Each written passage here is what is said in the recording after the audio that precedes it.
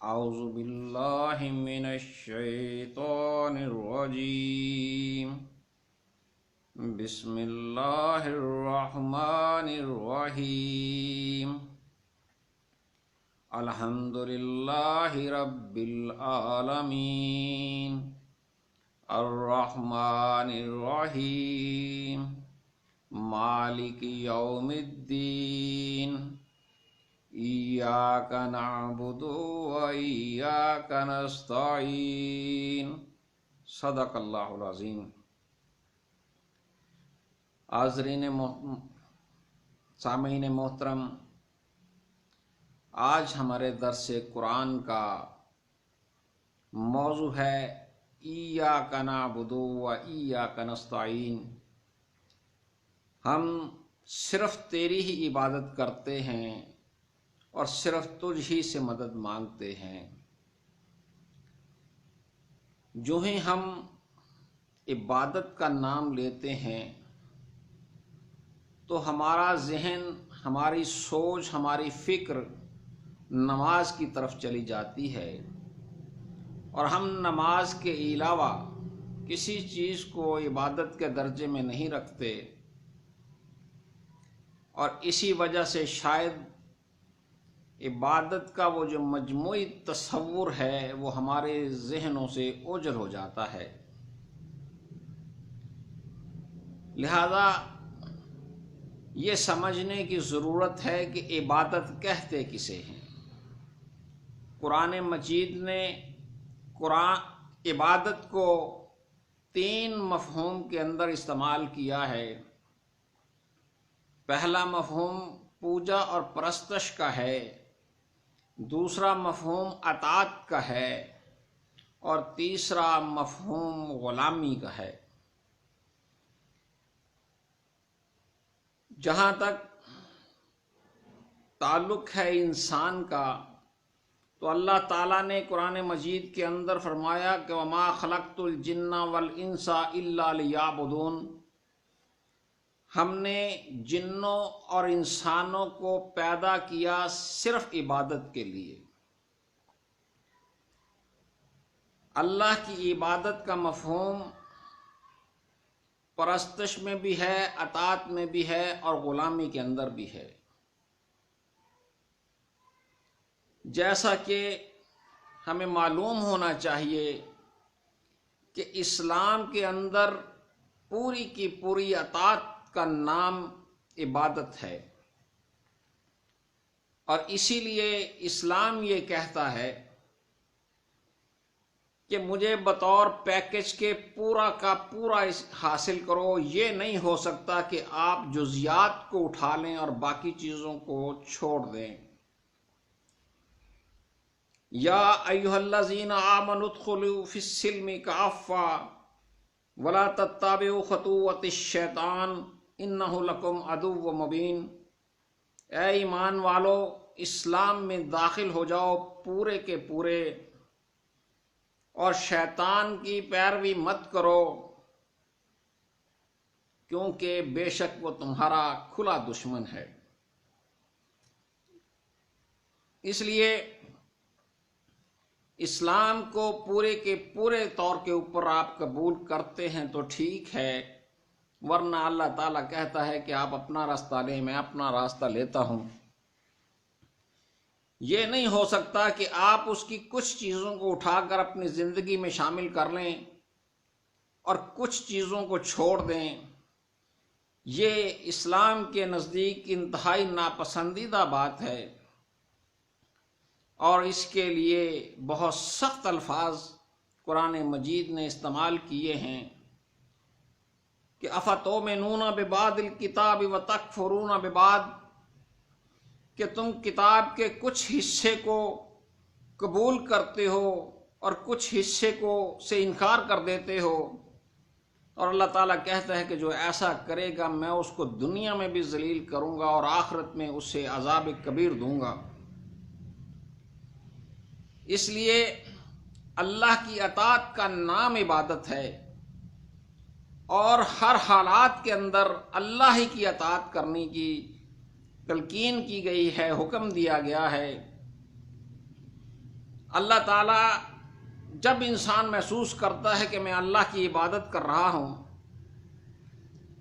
تو پھر اللہ تعالیٰ اسی حساب سے، اسی درجے سے، اسی یقین کے ساتھ، اسی لیول پر جا کر انسان کو آزماتا ہے کہ کیا اس کی یہ عبادت، کیا اس کا ایمان دعویٰ واقعی اس لیول کا ہے جس لیول کا یہ انسان دعویٰ کر رہا ہے۔ اور قرآن کے اندر ہے کہ وَلَنَبْلُوَنَّكُمْ بِشَيْءٍ مِّنَ الْخَوْفِ وَالْجُوعِ وَنَقْصٍ مِّنَ الْأَمْوَالِ وَالْأَنفُسِ وَالثَّمَرَاتِ وَبَشِّرِ الصَّابِرِينَ، ہم تمہیں ضرور آزمائیں گے کسی قدر خوف اور بھوک سے، مالوں اور جانوں اور پھلوں میں کمی کی صورت میں، اور خوشخبری دے دو صبر کرنے والوں کو۔ اس لیے انسان، اللہ تعالیٰ دیکھتا ہے کہ ہر لمحے کے اندر انسان اس کی عبادت کیسے کرتا ہے، اس کی اطاعت کیسے کرتا ہے۔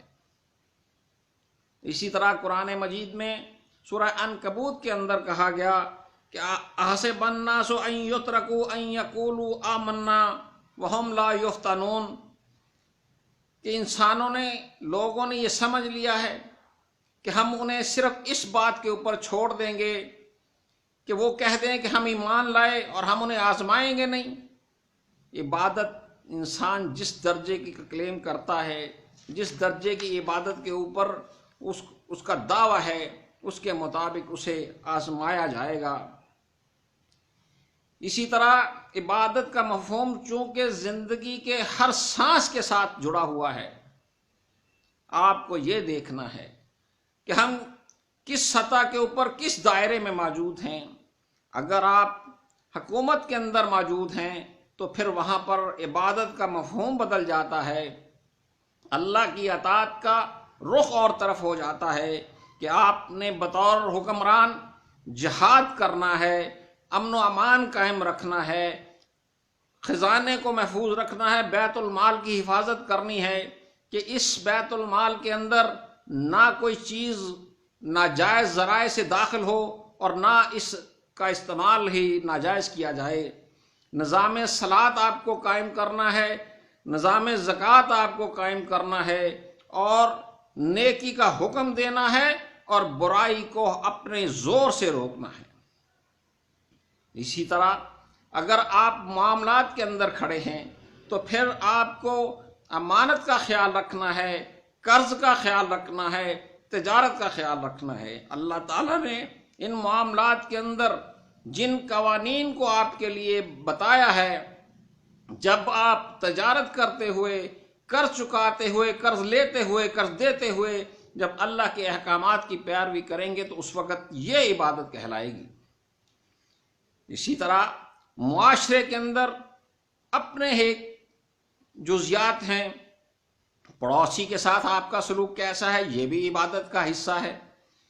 رشتہ داروں کے ساتھ کس طرح سے لین دین اور سلوک کرنا ہے، یہ عبادت کا حصہ ہے۔ والدین کے حقوق کیسے ادا کرنے ہیں، یہ عبادت کا حصہ ہے۔ زوجین کے ساتھ کس طرح کے تعلق رکھنے ہیں، یہ آپ کے عبادت کا حصہ ہے۔ طلاق اور نکاح کے قوانین بھی عبادت کا حصہ ہیں۔ اخلاقیات کے اندر آ جائیے تو عبادت کا مفہوم اور طرح سے ہو جاتا ہے کہ انسان کو تقوی اختیار کرنا ہے۔ اس وقت تقوی عبادت کا مفہوم بن جاتا ہے۔ عبادت، گناہوں سے پرہیز ہر صورت عبادت کا حصہ ہے۔ پاک بازی، شرم و حیا، صبر اور شکر جو انفرادی خصوصیت ہیں، آپ کو ان کے اندر اللہ کی اطاعت کرنی ہے، وہاں پر یہ عبادات کہلاتی ہیں۔ اور عام مفہوم کے اندر جن عبادات سے ہم لوگ واقف ہیں، نماز، روزہ، حج، زکوٰۃ، یہ عبادت کا ایک الگ طریقہ ہے۔ جبکہ ایمانیات کے اندر آ جائیے تو توحید، رسالت، آخرت، فرشتے، کتابیں، تقدیر، ان کے اوپر صحیح ایمان رکھنا عبادت کا حصہ ہے۔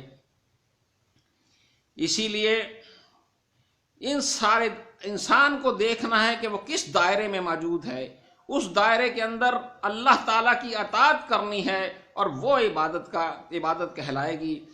اب ان ساری چیزوں کو آپ دیکھیں تو آپ کا معاشرہ ایک مجموعے کی صورت میں آپ کے سامنے آ جاتا ہے۔ اب یہاں پر ان ساری چیزوں کو ادا کرتے ہوئے، اللہ تعالیٰ کے احکامات کو ادا کرتے ہوئے، امپلیمنٹ کرتے ہوئے کس کی مدد چاہیے؟ یہ کون اتنی مدد کر سکتا ہے؟ تو ان ساروں میں انسان اپنی عاجزی کا اظہار اللہ کے سامنے کرتا ہے کہ یا اللہ، ان ساری چیزوں کے اندر میں نے تیرا حکم ماننا ہے، میری مدد فرما۔ تو ہی مدد کر سکتا ہے اور کوئی مدد کر بھی نہیں سکتا۔ اسی لیے اللہ نے یہ بات انسان کی روح کو پیدا کرتے ہوئے اس سے کہی تھی کہ الم اعہد الیکم یا بنی آدم اللہ تعبدوا الشیطان انہ لکم عدو مبین۔ اے آدم کے بیٹو، میں نے تمہیں ہدایت نہیں کی تھی کہ شیطان کی عبادت مت کرنا۔ یہاں پر بھی اطاعت ہی کا مفہوم ہے کہ اے شیطان کی اطاعت مت کرنا، کیونکہ وہ تمہارا کھلا دشمن ہے۔ وَأَنِ اعْبُدُونِ هَٰذَا صِرَاطٌ مُسْتَقِيمٌ، یہی عبادت ہے، میری ہی عبادت کرو اور یہی سیدھا راستہ ہے۔ لہذا انسان کو سوچنا ہے۔ یہ جہاد کا لفظ عبادت ہی کا ایک طریقہ ہے، اور اس کے اندر انسان کو ہر لمحے جد و جہد کرنی ہے، اللہ کی اطاعت کرنی ہے، اللہ کے سامنے عاجزی کا اظہار کرنا ہے، اور اس کے لیے اسی کی مدد چاہیے۔ آپ کسی پیشے سے وابستہ ہیں، وکالت کر رہے ہیں، سرکاری نوکری کر رہے ہیں، عالم ہیں، مسجدوں میں لوگوں کو پڑھا رہے ہیں، حکومت میں ہیں، حکومت کے نمائندے ہیں، یا آپ بطور ووٹر کی حیثیت سے آپ کو اللہ کی حکم کی اطاعت کرنی ہے، اس کے علاوہ آپ کو کسی کی اطاعت نہیں کرنی۔ جہاد کے اگر اللہ کی اطاعت کرتے ہوئے وہ وقت آ جائے کہ آپ اپنی جان دینی پڑے، تو یاد رکھنا کہ اس وقت جان دینے کے علاوہ اور کوئی عبادت نہیں ہے۔ فضائے بدر پیدا کر کہ فرشتے تیری نصرت کو اتر سکتے ہیں گردوں سے کتار اندر کتار اب بھی۔ جب آپ اللہ تعالیٰ کے اوپر ہی بھروسہ کریں گے تو فرشتے بھی آپ کی مدد کے لیے آ جائیں گے۔ اللہ تعالیٰ ہمیں اپنی ہی عبادت کی توفیق عطا فرمائے، اور صرف اپنی ہی اطاعت کی، اپنی ہی غلامی کی، اپنی ہی پوجا اور پرستش کی ہمیں توفیق عطا فرمائے، کسی اور کی طرف ہمیں راغب نہ ہونے دے۔ وما توفیقی الا باللہ، توفیق بھی صرف اللہ تعالیٰ ہی دے سکتا ہے اور کوئی دے نہیں سکتا، اور مدد اس کے علاوہ کوئی کر نہیں سکتا۔ میدان بدر کے اندر اللہ تعالیٰ نے مسلمانوں سے کہا کہ میں تمہاری مدد 3000 فرشتوں سے کروں گا، لیکن ساتھ ایک بات اور بھی چھوٹی سی کہہ دی کہ مدد تو اللہ ہی کی طرف سے ہوتی ہے، اللہ مدد کرنے کے لیے فرشتوں کا بھی محتاج نہیں ہے۔ اس لیے عبادت ہر معاملے کے اندر اللہ ہی کی جانی ہے۔ کسی کے ساتھ آپ کو کچھ بھی آپ تعلق کر رکھ رہے ہوں، اس کے اندر آپ کو دیکھنا ہے کہ اس کے اندر اللہ تعالیٰ کے احکامات کیا ہیں۔ وہ اللہ تعالیٰ کی اطاعت اس وقت آپ کے لیے عبادت بن جائے گی۔ بیوی بچوں کو کما کر کھلانے، اگر آپ اللہ کے قانون کو فالو کر رہے ہیں، اللہ کے قانون کو مان رہے ہیں، تو وہ آپ کے لیے عبادت بن جائے گی۔ انسان کا جاگنا، انسان کا سونا اس کے لیے عبادت بن جاتا ہے، اگر وہ اللہ کی اطاعت کے اندر ایسا کر رہا ہے اور اپنے بیوی بچوں کے لیے کمائی لا رہا ہے، ان کے جائز ذرائع سے وہ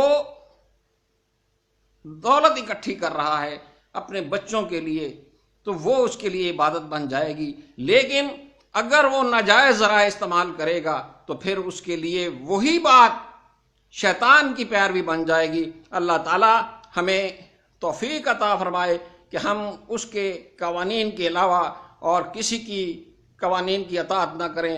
وما علینا الا البلاغ۔